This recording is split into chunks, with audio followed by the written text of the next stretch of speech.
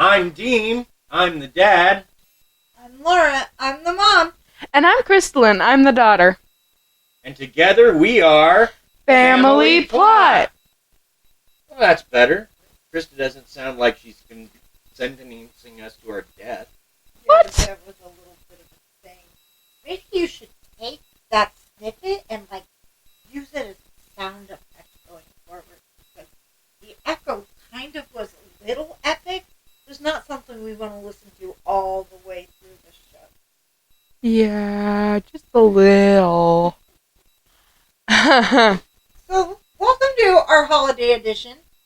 Take two. Take two. Hey, you know. We've done this twice in our podcasting days, so that's not that much for first podcasters. Since we've been at this for a year, so officially I'm not sure we count as first podcasters. No, I was talking about, when we were first podcasters, that didn't happen a lot. A lot of first podcasters would have done that multiple times. Yeah, And we've only done it, twice. Let's knock on wood for that. Do any of you have a wood table? I do. I got wood. All right. Alright. So, where do we begin? I know where we begin. Remember that if you like the show, to share it with your friends on social media. And of course, Don't like it? Keep it to yourself. Mum's the word. exactly, keep it to yourself. Keep it to yourself. Also, if you would like to support the show, you can visit our Patreon page where you can support Team Bunny, Team Spa Day, or Team Podcast. I'd vote for Team Podcast. Either way, you can also go to Buy Me a Coffee and do a one-time donation. And, of course, any donations we appreciate. Anything. Absolutely. Just like we appreciate you listening. Yep. So, tonight, we here at Family Plot wish you and your family the happiest of holidays, the merriest of Christmases, the craziest of Kwanzaas. Whatever you celebrate, we want you to have it happy, healthy, and holiday-ish. Holiday-ish? Yeah. So, I'm big on the Jewish Hanukkah thing. I'm good with that. I also like Christmas very much. But whatever you celebrate it with style. That's all I'm saying. That's how the Family Plot podcast So did you bring is. a gift? Well, Gift? actually, the podcast brought gifts. We've brought all sorts of gifts. Gifts of stories, gifts of weird facts, gifts of entertainment, gifts of time, because tonight our family is sharing time with your family. Tonight is a Family Plot Christmas. And somewhere in the distance, someone plays a banjo. Yeah, well, or, a xylophone?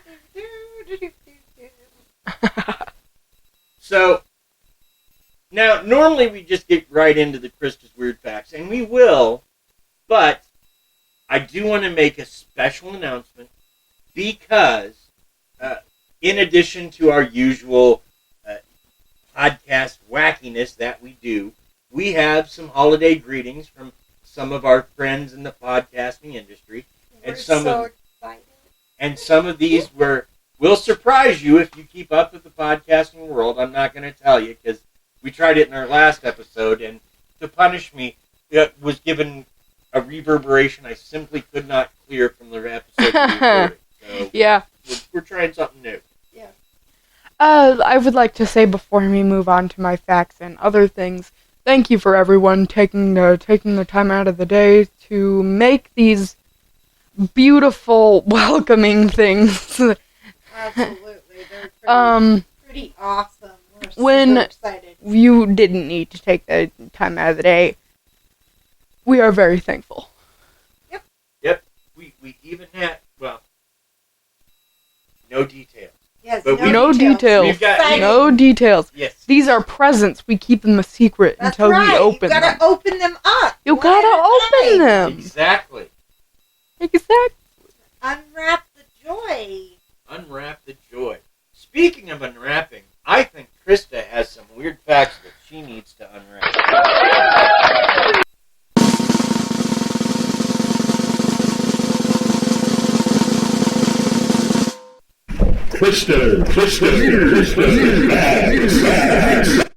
Alright.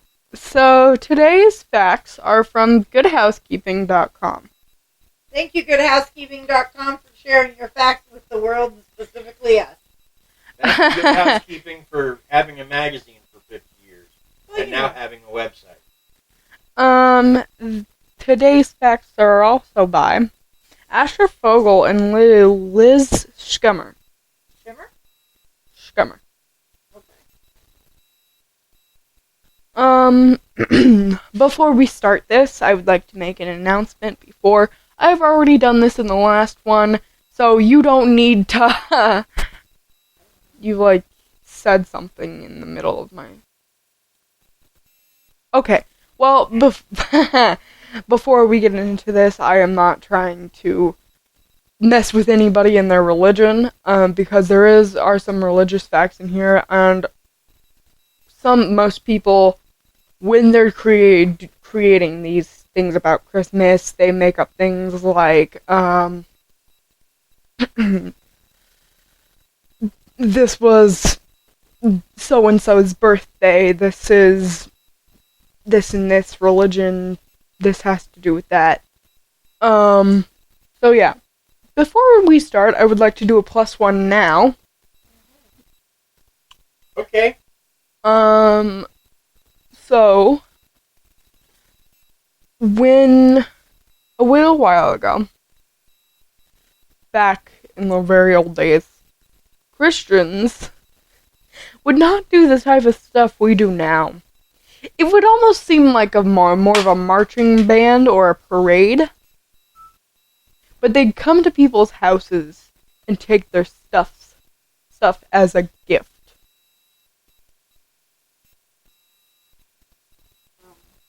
Okay. Well, that's cool. So I'm going to go to the bank tomorrow and get a gift. No! That's called stealing nowadays. If you do that, you're going to jail. Yeah, we don't really want you to spend Christmas in jail. I would just be getting a gift. I No! would tell them that I'm celebrating an old-fashioned Christmas, and I'm coming to the bank for a gift. God. Huh. No. No. Okay, so, first things first. Or should I say second things second? Because I just did a fact. Yes, you did. Yes, you should say second thing second. Second thing second. Christmas wasn't always on December 25th. While Christmas celebrates the birth of Jesus Christ, the actual date is lost to history. There's no mention of December 25th in the Bible, and many historians say Jesus was really born in the spring.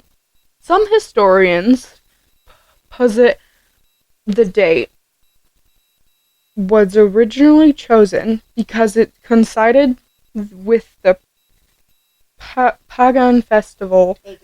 Pagan. You didn't. Whatever. Pagan festival of Saturnalia, which honored the agricultural god Saturn with celebrating and gift giving. Yeah, in fact, in an issue of Spider-Man and Deadpool, Saturn comes back and he's very upset that people are not celebrating the holiday properly anymore. And so Spider-Man and Deadpool have to take him out and party with him on Christmas to show him that people do still celebrate his holiday in rockin' style. In fact, they cut off his thumb as part of the thing, and Saturn is quite okay. Well then. Nice! Remind me to never go to one of those Christmas parties. Well, it's actually a reference to the movie Four Rooms. Hmm. In Four Rooms, one of the Four Rooms is a movie with 4 different short stories, and one of the stories is about this rich producer and his friend. Now, they have watched the episode of The Twilight Zone, or no, Hitchcock Presents, called A Night in Rio. And A Night in Rio is Peter Lorre and James Dean. And Peter Lorre bets James Dean that he cannot light his lighter 10 times in a row and have it light all 10 times in a row. And if he does it, he'll give him like lots of money. And if he doesn't do it, he's going to cut off his finger. Mm-hmm. And so they want to play this game for real. Well, in the movie, they get it all set up, and they get the bellhop to agree to cut off the guy's thumb if his lighter doesn't light, right? All right. So the very first thing he does is he goes to light his lighter. It doesn't light. The bellhop chops his thumb. And that's how the movie. And so... Well, you must have a bad lighter, don't you? Right? Get a better lighter. So, you know? Anyway, long story short, which too late, they're playing this very same game with Saturn. Right. And of course, he goes to light the lighter, it doesn't light, and Deadpool cuts his thumb. So, Right. Yeah, no, and you then don't... they go drinking. You don't... No. Just... No. Like, if somebody tells you to light a lighter 10 times, and then if it lights every time, they won't cut off your finger, just be like, I'm not taking a chance. I've seen other people turn on lighters, and the first thing that happens is it doesn't turn on. Because it's getting the fluids up, and it's, like, heating the lighter up before. That's basically what you're doing. You're heating the liquids in the lighter up so it can start a fire. But it won't turn on right away. So you know that's gonna be an obvious, your finger's gone. So don't expect your finger to magically come back. You are not a lizard. Or the god Saturn, because by the end of the story, I think he has his thumb back. But the point is, Spider-Man, Deadpool, Saturn, big party, Christmas, yay. Big party Christmas. Yeah, okay. Second fact. Or third fact, should I say.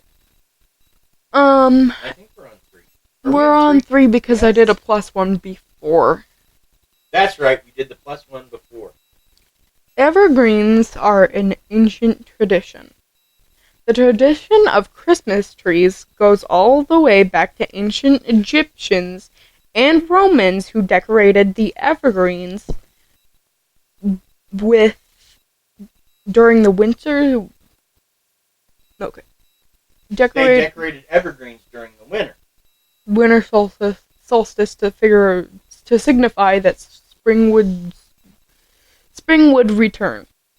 So if you deck your halls with a green tree, wreaths, or evergreen garland, you're honoring history. Or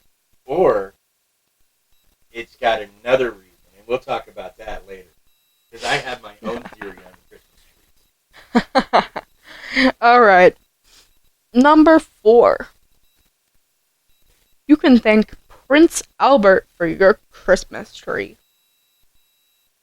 Brew a cup of tea when trimming your... Don't people call and ask if you have Prince Albert in the can? Maybe. That was old. I remember it like the first like the old Bugs Bunny. That would make I was sense. gonna say, It's kind of for like my the newer version of, is your fridge running? Then you better catch it. Like, shut up. That's definitely before my time. Anyway, like I was going to say, brew a cup of tea when trimming your tree. This year, to pay homage to its origins. Did I do it right this time? But close. Close Homage? enough. I was Okay. good with it.